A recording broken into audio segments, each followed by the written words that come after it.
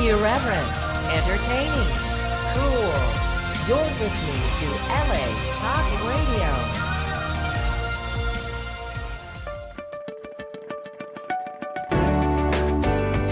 You're listening to Get Yourself the Job with Jennifer Hill and Brandon Maslan, only on LA Talk Radio.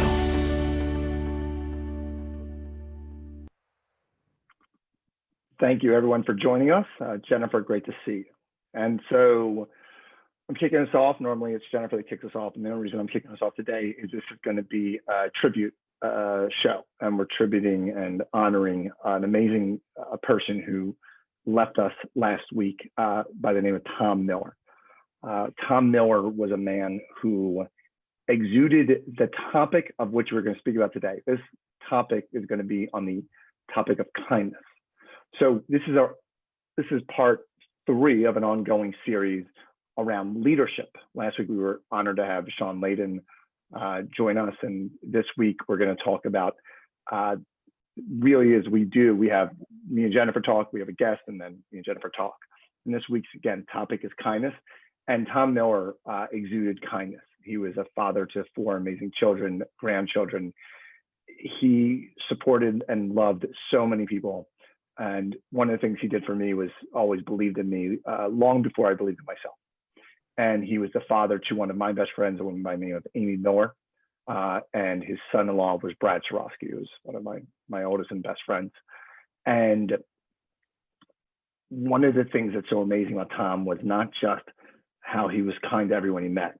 One of the best things about Tom was he used that kindness to empower people, to transform not just who they saw themselves as, but what they're capable of. And for Amy, she started an amazing company called Transcendence Theater. Again, it's the word Transcendence Theater. Please look it up. It is an amazing, amazing, amazing place.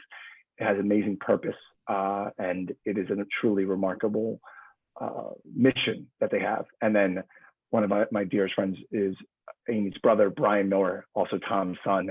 And he started a brilliant company that focuses on neuroscience as it relates to sports.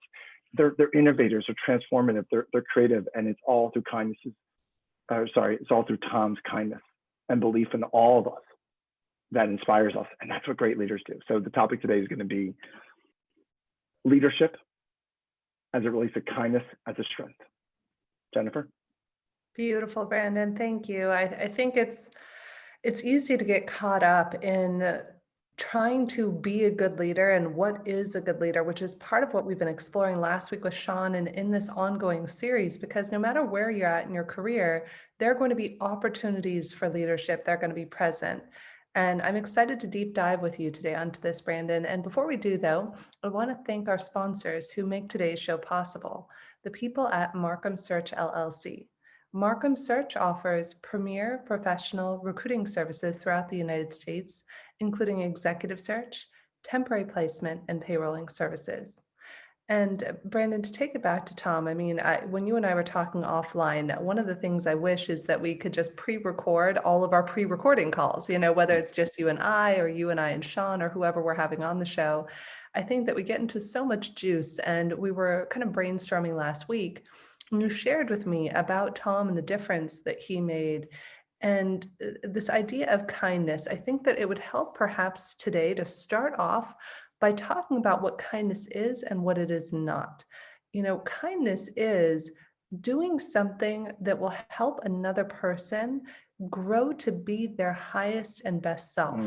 For me personally, any mentor, leader I've ever worked with, kindness is not necessarily just kowtowing to somebody and saying, "Oh, good job." Mm-hmm. Sometimes the kind thing is to fire somebody. And I know that sounds terrible, but there was a gentleman years ago who worked in my company, and he was the sweetest person you've ever met. There wasn't an unkind bone in his body. And we would talk often. It was important to me to always talk to my team about what mattered to them. And he would share with me often that recruiting wasn't his passion. He didn't like it. Like, he was showing up there and he was doing it because he needed a paycheck, like many of us do. And it really was a struggle. It was probably one of the hardest times in my life. I've had to fire a handful of people, and I do not recommend it. And I wound up terminating him, but it was because I knew out of love in my heart, his soul was shrinking, like being there and doing that job. It was causing him not to be fulfilled in the way he was meant to. So I want to start off by saying perhaps we think kindness might be, oh, you always promote people. Oh, you always, keep people on board. That's kind. Where from an evolution standpoint as a human being, think back on some of the things that you went through. I had a woman kick me out of a class years and years ago, really brilliant woman, Allison Armstrong. I recommend her programs. And she kicked me out of a class. She said, you know what, you're just not ready. And in the time, I was furious. I was so angry. I thought she was a capital BITCH. And, I even said she was a bully. And in retrospect, years later, I see that she saw that wasn't my path. That was absolutely not my path. And I wouldn't be able to be standing where I am today had she not done the kind thing, which was to see that I wasn't ready, nor was it the right time for me to be doing that. What are your thoughts, Brandon? We're getting really aligned as we've always been, but more so as we do this work. I was walking around a parking lot today, of all things, and then went for a walk and thought about the exact same thing you just said, which is that kindness is not just promoting someone willy-nilly. It's doing the hard thing. It's exactly what you just said. So I'm not going to heap you because I'm too much of a feminist to do that. What I will say is it reminded me of one of my favorite lines of Good to Great, which is that keeping someone in the wrong job is like stealing years of their life. You are literally, they don't belong, but they know they don't belong. We're all unhappy, and you're creating, and it's not even that you're creating unkindness. Then they're unhappy and they're spewing that feeling onto others, and they're probably bringing it home. One of the reasons I left law for myself personally was that it was never going to spark joy. It was always creating pain for me, and I'm not so strong that I couldn't let that pain affect those I loved most. I would try to disappear, but that wasn't even healthy. To disappear isn't healthy. It's its own form of, as I like to say, there's two forms of abuse in life too. I know we're starting a weird place for kindness. We're talking about this, but like abuse is both saying a mean thing, and abuse is withholding love. And when we don't love ourselves and we're not kind to ourselves, we may know it's hard for us to be kind to others. So that's one thing. So I totally agree that it's not being just willy-nilly nice. I think it's doing the hard things, saying the hard things, or saying the thing that someone needs to hear. Not that what they want to hear, but what they need to hear. I have so much empathy now that, as I've done more and more leadership work and management work and what have you, of my poor managers over the years that knew I was capable of more, but couldn't get more out of me. And it was because I just didn't enjoy the work. I saw that it was like beautiful. Yeah, there's there's this beautiful little thing that looks like a fairy floating around. So I want to acknowledge that I am aware of it, and it's there, and it's lovely and cute and adorable. So that's live shows for you. Speaking of Tinkerbell, all right, that's pretty cool. Something angelic. I feel like that's your cue to turn it back to you, other than we're aligned. I love that, Brandon. Yeah, it's when we talk about kindness and leadership, I also want to say it's also not being nice. I think people oftentimes have the word nice and kind collapsed. Right. Nice to me means there's a sacrifice, there's an element of pleasing. And as we were talking last week with Sean Layden, and as we'll continue to speak with many other leaders, you're going to be up against a wall if you're trying to be nice and lead. Leaders have to make choices that sometimes you will not be able to see in that moment how it's for the greater good. And I think that kindness, when it is partnered with the vision, is what makes some of the greatest leaders that we've ever seen in the world, the Toms of the world, to your point. And, it's easy, especially for me being a woman, I'll be very straight with everybody out there. I didn't know how to lead. I had this vision of Devil Wears Prada. Nobody taught me how to lead. When I was 28 years old and opened my first company, I thought, oh, you got to smack it to them real hard and you got to put people in their place and people don't know what they're doing. And it turns out that is a terrible, awful way to lead. I do not recommend it. It will only end in heartache for you and everybody you work with. So then the question I think that is interesting to dive into today, Brandon, is how can you be kind? And how do you even know when you reference From Good to Great? I also want to touch on what that is. That's one of my favorite business books too that I read. It was the very first one I ever read. From Good to Great talks about getting the right people on the bus. Whether or not you have the skills, you mentioned, Brandon, that you might have somebody who's on the bus who's really good at what they're doing now, or they might not be good at what they're doing now, or they were at one point, and now they have to pivot. I had once asked to a law firm, a major law firm in downtown, they had the best longevity, like 5% turnover for a large law firm. That's highly unusual. And I asked their executive director, I said, how did you do that? And she said, you know what, Jen? And she's one of the kindest people I know. She said, I knew if somebody was good, I would, fight tooth and nail to keep them. And that person had a skill set and we had to learn how to leverage it. Now, I will say the flip side of that is that's not always going to be the case. That's a risk you also have to run working in a smaller company. When I was starting off with my company, our average team was 4 to 6 people. And so you can't always move somebody into a new role like you can at a 3,000 or 4,000 person company. So tell me a little bit about what your thoughts are, Brandon, on how do you know, how to be kind in some situations, and how do you see good in people, and what do you do if there's not room to be kind? Do you fire them? Right. And again, we talked about that. Just because you're firing someone doesn't mean it's not a kind act. But that also means that you need to be dealing with empathy. I always worry, I haven't talked to a lot of them, but I've talked to people over time. They're like, oh man, it was a good day because I made the hard decision. We let go of 10% of the staff. How are you doing? Oh, I'm fine. It's great. It was never going to be me. You have to do your job. But if you're having a great day and you just let go of 10 people, that's weird to me.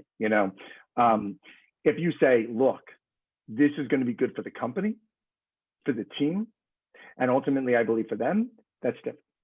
So there's an awareness that you need to bring. But I agree. That was in one of the things around the Devil Wears Prada, right? This is something that we misnomer a lot of people, where men do this too, where they have to be, I'm going to be a strong alpha,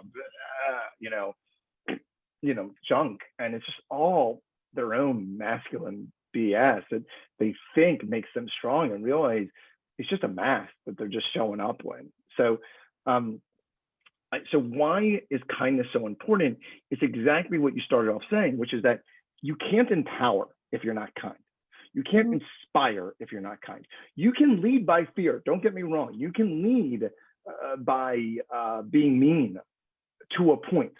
But I do not believe you're going to get creativity out of that. I do not believe you're going to get innovation out of that. A lot of people, Steve Jobs is famous for this, of being hard on the engineers and yada, yada. But there was also a part where people said, Steve said enough. I just kind of believed him after a while. I just had to.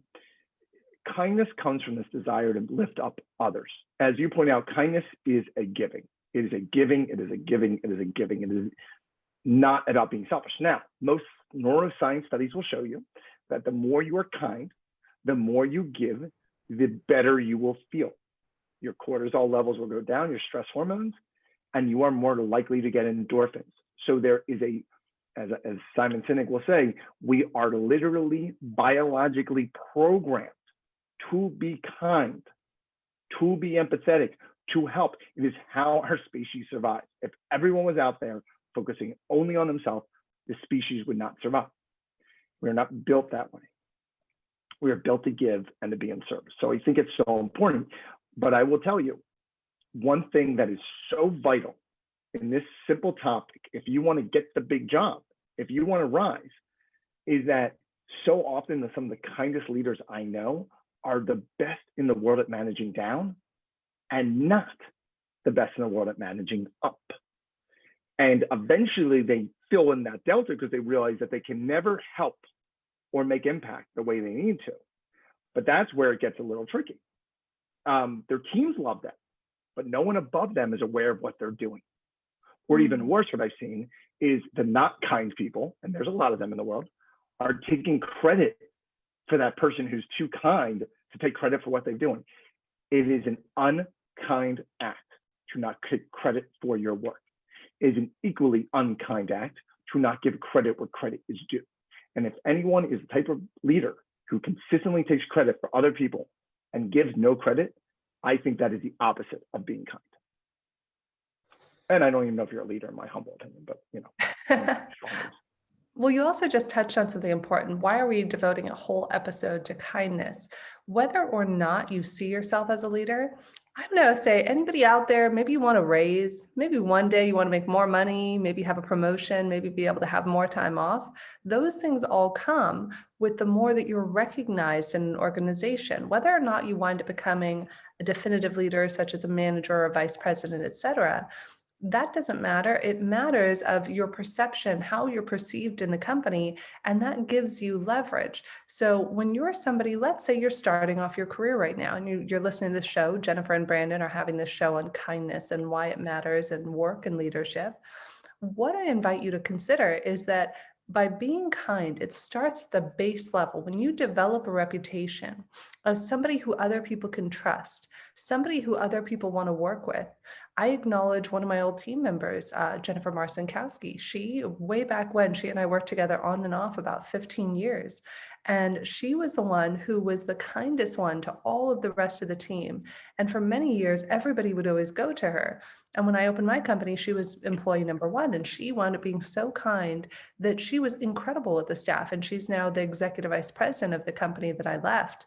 And she runs the team because she was somebody who was kind and always handled things in a calm manner. And I know for myself, that was something that I always learned from her about, because I personally would be reactive. Sometimes, leaders get caught up in the end goal. We're thinking, okay, hunt the deer, the deer being the end results, the profits, making sure that everybody's profitable. And I would forget about that element. And so one thing I would invite everybody to is that surround yourself with great people. If you're missing an attribute, if maybe empathy is something that you're trying to flex that muscle, or kindness, you're doing the best you can. Some people are naturally born with more kindness, more empathy, etc. Some people might just be more hunt the deer and focused. But when you can surround yourself, I think it was one of the presidents years ago, maybe it was Ford, who said, listen, I'm not the smartest guy in the room, but I surround myself with people who are smarter, kinder, more brilliant. Even Steve Jobs, I think, said that. And that's one of the things that you can do to be kind to yourself, because you're not perfect. You are a human being. You're going to do the best that you can in every moment of every day. And if you know that there's an area that you need to strengthen, yes, do the personal work on it. And secondly, hire somebody or work with somebody around you who you can learn to emulate and to flex that muscle that you might not personally have. Yeah, and it's so important that we rely back on this kind of central theme, right? That I think it was Mr. Rogers who had like just 3 rules: be kind, be kind, be kind. I love quoting Keanu Reeves on this one. I don't want to live in a world where kindness is considered a weakness. And I think about that. I think about entertainment. I have a lot of my friends are actors that I've made reference to, but even, and Jennifer, you and I both met in LA, and we spent enough time in LA where, you spend enough time in LA, you meet celebrities. It's a very natural progression of living LA. Weird things happen that are, serendipitous or not. But one of the things that I noticed is the actors that I met, the ones that you see in movie year after, not the ones that are like, oh, weren't they around in the 80s and 90s? And the ones that are still around in the 80s and the 90s, Tom Hanks, and they're around and around and around and around. You know what they all have in common? Ain't talent, ain't that the best looking, ain't that they can sing the best. It's I guarantee you, most of them are the most kind. There are certainly some jerks in Hollywood, but you are seeing a reckoning. You are seeing a reckoning more than ever. Think about the headlines. Think about the moguls and the comedians and everyone else that is not as prevalent right now. And it's because they probably weren't doing acts of kindness to others. They were thinking about themselves. They were doing selfish things for themselves. The ones I saw, the actors who were getting job after job after job, were the kindest. And it's not surprising that my friend Amy, who's the founder of Transcendence and Tom's daughter, was such an amazing actress, one of the most talented actors I've ever known, but also worked a ton. Because you have 2 choices. You can hire someone else. You can hire the person you're going to enjoy working with. The other thing that I read, and I love definitions. There's a plural noun of kindness. It's a kindness I shall never forget. It's the plural noun. That is why, if you're listening to this and you want to be a great leader, or you want to get hired and rise in your career, be kind. Because you know what people don't forget? The kindness you showed them. And if you really want to use kindness to power, find that person at their lowest or their worst. You don't know what someone's going through. You don't know what your kindness can do on a given day to change their life, to save their life. And I promise you, if you are kind, especially managing up, by the way, to leadership, so often, this is like the thing that, I've coached probably 400 to 500 VPs or above in major corporations. You know what's amazing is that when you begin your career, all these people stop you and go, what can I do for you? Are you doing okay? How are you doing here? You get to the VP seats, no one asks you anymore. And was like, oh, we got this problem, we got this problem, we got this problem. No one, what's amazing? And my wife is like the kindness. I mean, it's just, she doesn't like the word kindness in the sense of like, it's almost like her superpower and she's sick of it. But she's the kindest person I've ever met. I just heard a colleague of hers say that to her today. Thank you for the kindness you've shown me. You don't know what it meant to me. You don't know how much it's helped me. That person will be her friend for the rest of my life. And this was something that was so interesting. My wife had this superpower in LA that I saw very few people do. Me and you, Jennifer, were recruiters. She would leave a job and 6 months or a year later, she'd call that boss back. Doesn't work for them and go, I just want to thank you. I want to thank you for what you did for me, for what you believed in me. If there's anything I can ever do for you, those people to this day talk about that. I remember one boss lady said, I've had 40, I think, interns work for me. I don't care about any of them, but you're the one. It's just like, it's a very LA thing to say. Woman's awesome. She's not even being rude. She's not even being unkind. But I think she's really saying 40 interns came and went. You're the one who stopped back in to make sure I'm okay. That's kindness. And that kindness will not be forgotten. And if you don't want to be forgotten, I promise you, we forget the bullies. We do. We know genuinely what they do to us. But the ones who helped us at our worst, oh man, give me a call. In the middle of the show, give me a call. And I'll sorry, Jennifer, I will have to take it. I have to. I won't not. And you would do the same. Yeah, and I think this ties in, Brandon, to another future episode that we're going to do on reputation. Your reputation is literally your value in the marketplace. And if you could pick up the phone, and this is unfortunate, in the real world, out there in recruiting, people aren't supposed to call people who are not on your reference list. Little aside, maybe once, twice, 500 times, people who you worked with are getting called behind your back, even if they're not your official references. Now, that's something that there's no way around that. So imagine, what would the last 5 people you worked with, it could be a colleague, it could be your old boss, it could be somebody who perhaps was someone you were managing. What would happen if 5 people were randomly called? What would they say about you? And would you want to hear it? Because there are, to your point, Brandon, yeah, the bullies do get forgotten, but there are some people out there who develop a reputation, much like in entertainment. I know we've had those people in legal where I would get a phone call from certain law firms and they'd say, oh, we have a position with XYZ attorney. And literally I would cringe because you have this perception that this person is terrible. Now, here's actually a really cool story I'd love to share with you. So there was once upon a time an attorney in Los Angeles who was notorious is really the only word I could use, as the most challenging attorney. She brought in millions and millions of dollars a year for this particular law firm. And one day I get a phone call from the executive director of this law firm who says, Jennifer, I need to know why you're not filling this role. And I said, oof, gotta be honest with you, I can't. Like, I say her name and people cringe and they don't want to work for her. And they said, well, you're a best recruiter. We need you to find somebody. And I said, okay, listen, I'm willing to meet with her. Can I meet with her and we'll see what happens? So the next day I scheduled an appointment with the executive director and the managing partner of the firm. We sat down, we talked. And then I sat down with this attorney who everybody in the industry, and I was one of the people who perpetuated this, by the way, which is why this is so important, because gossiping is not kind to yourself or to anybody. Mm-hmm. What happened was I sat down with this woman and I was expecting a tyrant. And instead there was this soft-spoken woman on the opposite side of the table who was almost, there was a deep sadness in her eyes. And she said, Jennifer, I don't understand why people think I'm a monster.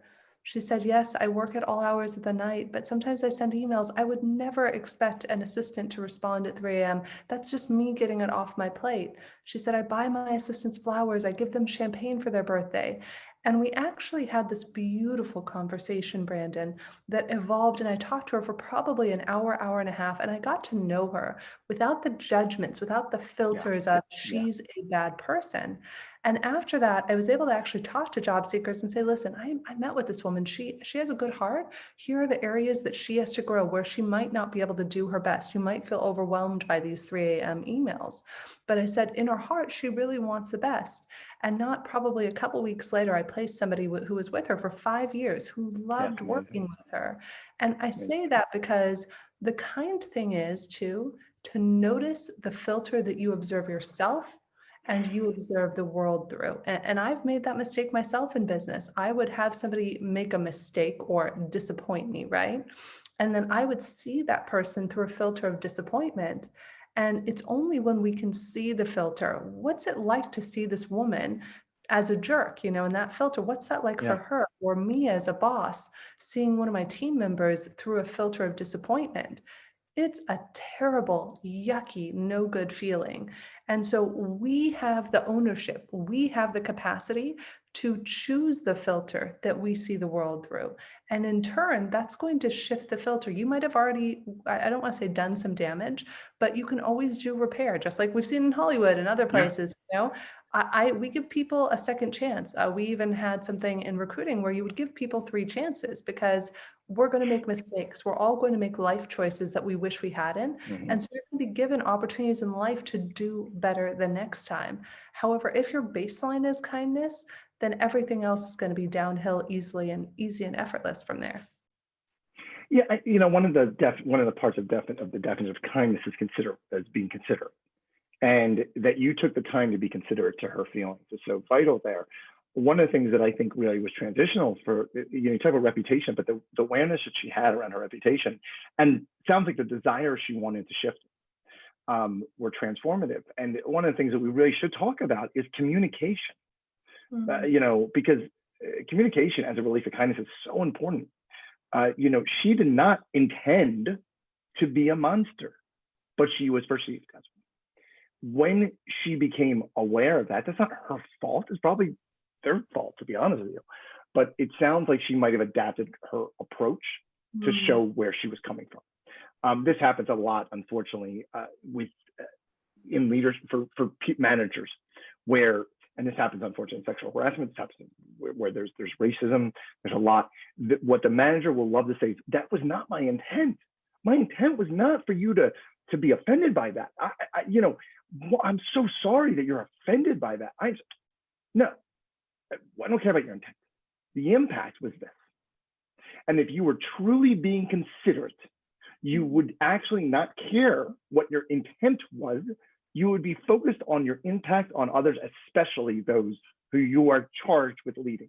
And if you're making them feel that you are racist or sexist or anything, that is very much a you problem. And you need to work on the impact you're having. And that is one of the kindest things you'll ever be able to do. One of the kindest things you'll ever do is, and one of the meanest things we'll ever do is go, oh, this is the way I talk. If you can't handle it, this is who I am.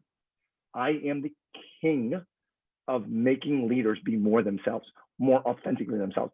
If someone is getting in trouble at work, I say, turn it up to 11, no 12, now it's 13. I don't care. Let's break the dial. Let's make you more you. I'm very careful, though. I'm lucky because I do a lot of feminist work and I do some very woke ally work. I tend to work with people that I think are particularly kind and considerate. And so often when their voices are getting louder and louder and angrier, is because they are fighting on behalf of the collective. They are fighting for others. And the kindest thing they can do is no longer remain silent. They must speak. And if you ever want to see me get angry, be a bully, take advantage of someone, be inconsiderate, be unkind, be any of these things. And you will get, I've worked on it for years, to pause, think about the person on the other side. But when I do that and they're in a position of power and they're harming someone else, I have no empathy. I only have empathy for the person being bullied, not the bully. That bully is unkind to themselves, and that's why being unkind to others, punchline. So let's talk about that for a moment, Brandon, because I think another thing that's very common, we're talking a lot in the show, which is for me, the end all be all of how can I be in the world? Who can I be? How can I show up as my highest, best, most authentic self? Let's say that you do encounter somebody else. Maybe they are your boss, maybe they're a colleague, and maybe they are not kind and they don't have a kind bone in their body at this moment. How can you or I or anybody who's tuning in out there work with that person to the best of their ability? Do you automatically quit? Do you look for the good in them? What's your recommendation on that? I definitely don't automatically quit, because you're just hurting. That's like punching yourself in the face because someone else is punching you in the face. That doesn't make any sense. There's avenues, first and foremost as a lawyer. But two, you've got to get, unfortunately, this is very hard for me. This is a lesson I'm learning over and over again. As a thought partner, when it says, be careful what you decide to study, because the universe will give you the lessons over and over and over again. And right now, the universe is giving me as many lessons I need to realize that to forgive people, I have to understand their pain, not what happened to me, but why maybe they did an action towards me in whatever that capacity was. They don't need my forgiveness, but I'm giving it like free, like hot candy out, but I feel better. I'm a happier whatever, coach, father, husband. So first and foremost, trying to understand where the person's pain is. Number one, where are they in pain or where are they in fear? Usually they're doing it one of the reasons. Either in pain, something's happening at home or in their life or whatever, or they're scared. That's usually why they're acting out. And if you understand why their pain and fear is, you don't have to accept the abuse, but at least you don't have to internalize it. And I think that's one of the best things we can do, is not internalizing someone else's stuff. When we do it a lot, someone yells at us and says, this is this. It's really, oftentimes it affects you, but it's not about you. So I think that's number one. You want to shift the dialogue, you do the Jennifer Hill trick. I don't know, you explained it perfectly. You want to shift it, you go, hey, you sit down with them. No one is sitting down with them. They're just getting madder and madder at them. And guess what? You know what an asshole knows? That they're an asshole. They're not unaware. They kind of know it. But you put them now in a position where you have to admit that they're being a jerk, and they've been a jerk for a long time, which is almost harder, or they're right and it's just your problem that you can't get it. You're making them choose. Don't make them choose. Don't make them choose. Talk to the impact. Meet them. But you remind me of one of my favorite lawyer stories I used to tell, which is a judge, Social Security disability. Like, we're finding people who need benefits, who have been waiting 3 years for their day in court, and God bless this judge. Every time they would give the lawyers a hard time. They hated the lawyers, and they would, and sometimes they would find, and sometimes they wouldn't. But it was so evident that it was on their mood, and more times than not, they were fighting against you. And this person literally almost got me fired with my boss. My boss, thankfully, the firm I worked at gave me another chance. Yada yada. And there was things I was doing. To be honest, I was 25 or whatever I was. I was doing all the things that 25-year-old guy does, that probably weren't, showing up the way I needed to at the time. But rather than go forget that judge, I knew that my clients, and this is one of the best things you can do, if you can't look out for yourself, look out for someone else. And so if you're a manager and your manager is beating up your employees, take yourself out of the equation and think about, what do I have to do to protect these people? And if that's placating this person, that's kindness. That's kindness that you'll probably serve. And in my case, I couldn't have my clients continue to lose in front of this one judge. So I get my first win. It was a dead to rights case. I mean, the woman was blind and couldn't walk, and she was like a construction worker. I mean, it was one of the first construction workers, and it doesn't matter. But the point is, could not lose this case. And if I did, I don't know what, I would have appealed it. I think the judge knew that, and they found it my favorite. As I'm walking out, they said, finally won one, huh? And I went, Your Honor, it's because you've been so hard on me. And you've just been really tough on me. And I've thought about it, and I hope you saw that every evidence was tabbed. Everything I did was put into place. I didn't enjoy that experience, but thank you for it. Because, and honestly, as much as I think I had to bite my tongue now, it's 100% true 2 decades later. 100% true that woman made me an infinitely better lawyer and maybe a better person. Because my clients deserved a lawyer every day who showed up prepared and executing the case the way they needed to. And she didn't have words. She just went, oh, that's nice. I never lost in our case.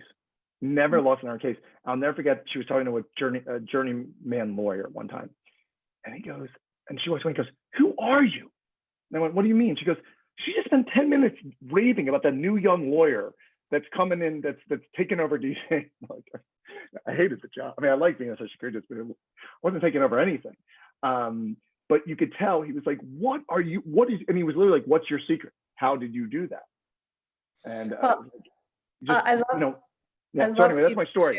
The kindness that I could show her was because she wasn't being kind to the people I needed her to be kind to. And I think what's so important, Brandon, is that what you just touched on is that doing the thing that's hardest, that's the kindest thing, doing the thing that's hardest in any circumstance. You just nailed it on the head. And here's the great news.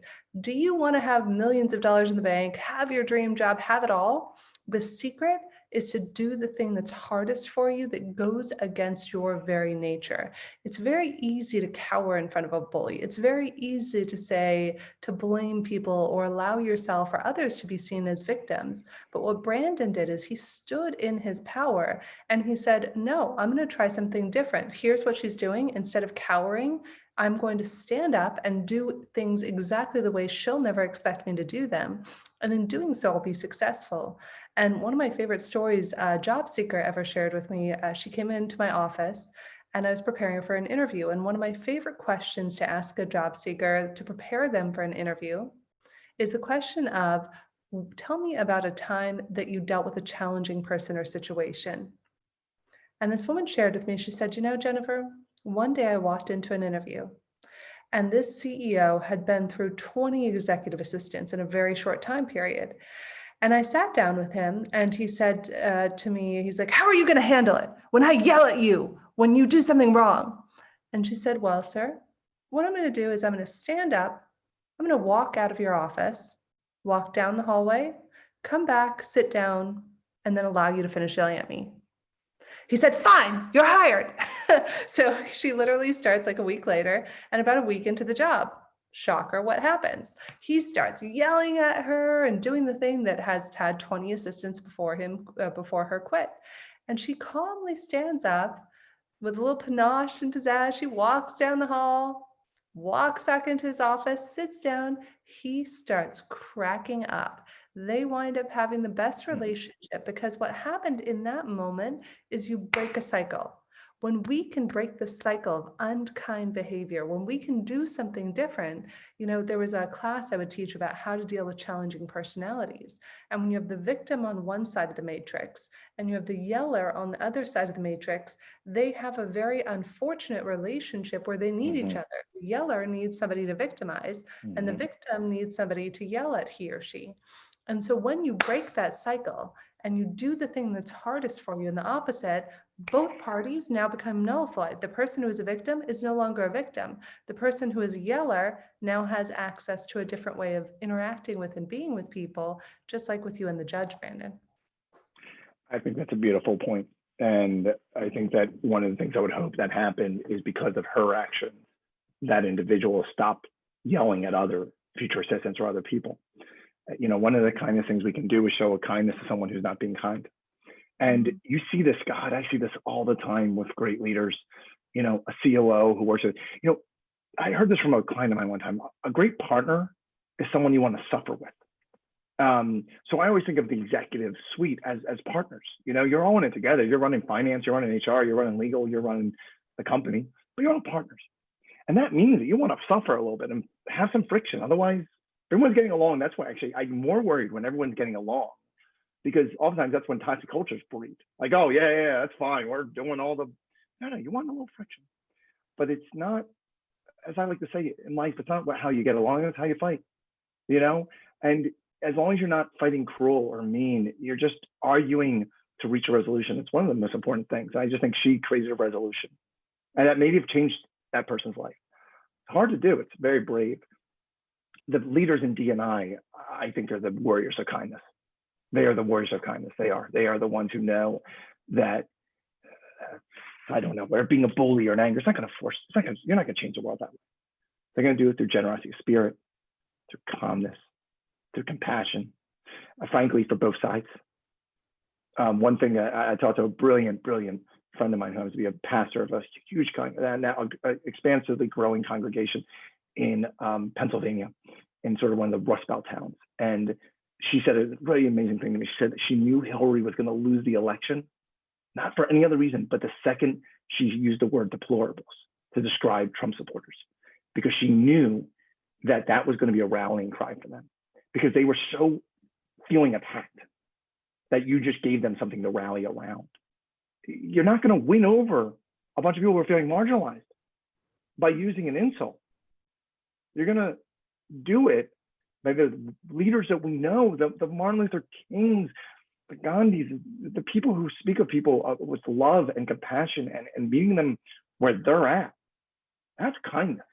But I got to tell you, once again, your associate, the young woman you used as an example, she was young, but the woman you used as an example, the kindest thing she did is not to him. It's that maybe he causes less harm to everyone. And I know that's hard to do, but that's what leaders do. Simon Sinek talked about that, a general that put one of the soldiers who was bleeding out and stopped for 1 second to give him a kiss on his head and say, "You're going to be okay," and then run back into battle. He doesn't have, his job is to save everyone, but he knows that's what that guy needs. Like, I got you. God, I think kindness, I think nothing else. I think leadership is saying that everyone that you work above with, laterally with, or below with, to say the simple words of, "I got you. I got you." On a day where you don't feel strong, on the day where you don't got it, I got you. That is kindness. Yes, and as an aside, I invite everybody to go back. There was a beautiful episode that we had done last year. I think it was December 16th, if you go back in the podcast on Get Yourself the Job, with Mike Abershoff, who is bar none probably one of the best speakers I've ever heard. And he joined us here on the show to talk about his book called It's Your Ship, and how he got one of the least successful ships in the Navy. And what he did is he talked to everybody. He would sit down with all 300 sailors every week because it was their ship. And no matter if somebody was complaining or what was going on, whether it was the people above him, the people who were the sailors below him, he would sit down and he would listen to the complaints. And he said, "You know what, Jen? Even somebody who has a complaint, there's probably some truth in it. Even if myself and the higher ups don't want to hear it, that's where I learned the greatest opportunities to do things better." And I loved that episode with Mike. And when I got to hear him speak last year, he just boggled my mind. You know, if you've ever been to a speaking engagement, you'll know there's forks clattering and people having side conversations. And it was one of the few times in my life, Brandon, where there was not a pin you could hear drop during this man's entire speech, because he embodied kindness and leadership and understanding. I mean, I think I would love it, Brandon, if we can do an episode later down the road. I know we've done a few throughout the years on emotional intelligence, because like you're talking about, kindness, empathy, compassion, these are things that we all need to lead in this new normal, to lead through this new normal, to whatever lays on the other side. We're basically at Alice in the Looking Glass right now. We know that there's something on the other side. We can see that there's something there. We think we know what it is. But let's be honest, guys, none of us have any idea what waits for us in Alice in Wonderland on the other side. That's kind of like the whole COVID experience. And so the way that we are going to get through this successfully, the way that we're going to navigate whatever might be thrown at us in this new normal, is through compassion, kindness, empathy, and flexing our emotional quotient. And to build on what you just said about emotional intelligence, and I think this is something I talked to someone one time, and they weren't being kind and stuff. They said, "I got to work on emotional intelligence. I got to." And they went on and said some of the most emotionally intelligent, aware things I said. I said, "I don't know if you're expressing emotional intelligence, but you have. Emotional intelligence, kindness, compassion, empathy, all these words you've used. We think of them as the actions we spread out. But great leaders know, the best leaders in the world know, that it starts coming in first. Compassion, empathy, space. It's only by giving back in." And I like to joke around in high school, everyone thought, I didn't know this for years, I just thought it was a bully kid who everyone hated. And I would say to people, "Oh, everyone hated me." And everyone would say later on, "No one hated you. You were just angry and stomping around all the time." And I said, "That's because everyone hated me." And it's just like, oh my God, really? It's that simple. But one of the reasons I got into this field was I realized that the day I stopped beating myself up and just went straight into helping others, well, I was so much better at helping others. I was so much better at being there for others because I wasn't in my own head. It's one of the things I love about this field. We're almost at our 3 takeaways. One other thing I'd like to say is this. I'm wearing a yellow shirt. I've actually read you're not supposed to wear yellow on camera, but I am, because this is my mother's favorite color. And the best leader, at least in my life, I've ever had is my mother, who passed away in 2010, about a decade ago. She was a Baltimore City school teacher, and she showed up every day and found the people who she thought in that school needed to be fought for, and she didn't stop fighting. But more importantly, what she did for me and those kids and so many other lives she touched, she taught them how to fight for themselves, to be kind, to stand up, to believe in themselves. And I didn't get that lesson almost when she was alive, but I get it every day now, which is the words she said to me, I thought she said because she was being kind. She said the words I needed to hear, that she just spoke the truth. She never said an untrue thing, but I just wasn't ready to hear it. The kindness you can give someone doesn't mean they're going to be ready to hear it, but one day they will. And that day, they're going to remember how you changed their life and made them who they are. And I've always done that for me. And she did that for a lot of others. Here's what I got for 3 takeaways. You tell me what you think and add anything you got, all right? I got you is the kindness thing you can say to someone or do for someone. Be there. Kindness is, again, it's not, the whole, don't fish for them, teach them to fish. Doesn't mean you're going to do anything for them. You're going to say, I got you. Whatever that means to you, make them feel not alone. Stand up for yourself. That woman who walked out of the office is a leader, and she changed the course maybe of that company. Kindness is standing up for yourself and others. And help somebody move on, which is that whole thing we started with, that it's not unkind to take someone out of the wrong job. As I've often said, failing at what you're not meant to do may be the greatest success you ever had. Getting fired from the worst job I ever had led me to the best job I've ever had and the best work I've ever done. And seeing a boss who was so hard on me in my new profession and watching them in tears, going, you finally found what you're meant to do, was so beautiful. I thought they were a bully, but they just knew that they needed to push me until I just decided on my own volition, because they could fire me, to go. And that's just beautiful. Sometimes the people we think are bullying us are sometimes our biggest champions. They just have no idea how to champion you. And if you can't help someone move on, then move on, because it's the kindest thing you can do for yourself and perhaps the kindest thing you can do for them.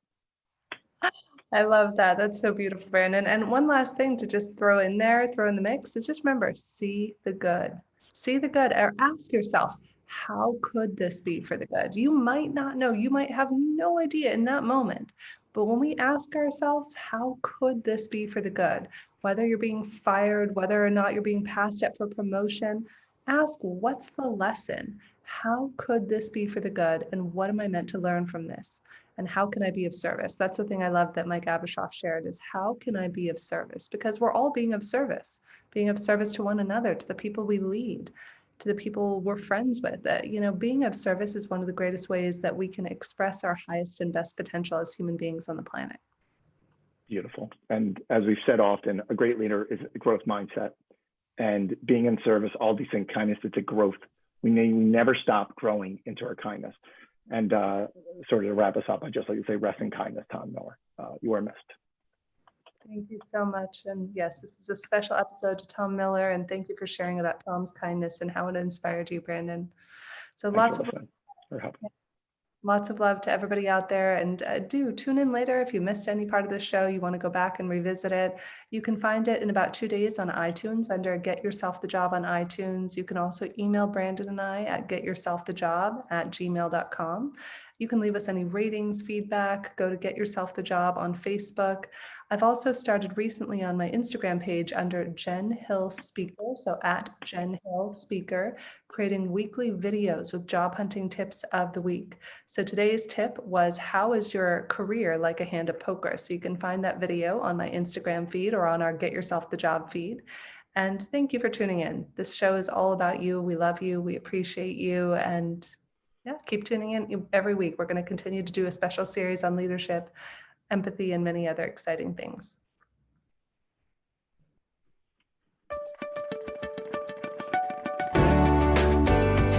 You're listening to Get Yourself the Job with Jennifer Hill and Brandon Maslan, only on LA Talk Radio.